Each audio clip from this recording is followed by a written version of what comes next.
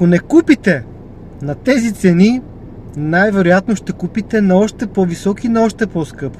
Единственият вариант аз, ти и всички останали да купим по-евтино е да чакаме да дойде следващата криза, следващия цикъл, когато цените ще паднат, да кажем, никой не знае с колко, за 3-4 години, примерно с 30-40%, но тогава трябва да имаме налични пари, да имаме кеш. Ако нямаме кеш, ще купиме, да не казвам какво, защото като има криза, ще се чудиме как да си сложиме трапезата на масата. Тогава за кредит ще е още по-трудно с ипотека, тъй като отново по същата причина, чисто финансово, ще се свием. Ако някой си мисли, че хоп, имотите като паднат и ще купувате, защото много хора искам имотите да паднат и ще купа. Как ще купиш, бе, човек? Откъде ще имаш ти пари да купиш? Защото, да кажем, как се вадят 100, 200, 300, 400 хиляди евро спестени пари да купиш 1, 2, 3 имота. Колко хора ги имат тези пари? То за това в кризите бедните стават още по-бедни, а богатите още по-богати.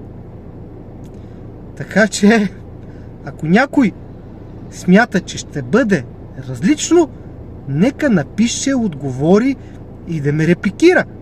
Погледнете историята 50, 100 години, ако искате, векове назад погледнете. И вижте какво се случва с цените на всички стоки и услуги. Не само на недвижимите имоти. Кажете ми една стока, която е с цена от преди 2, 3, 5, 10, 20, 30, 40, 50, 100 години. Една стока ми кажете. Включително на недвижимите имоти.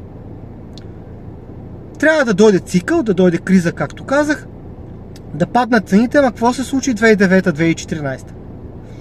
Паднаха цените и след това се дигнаха с 100% и повече от преди да паднат.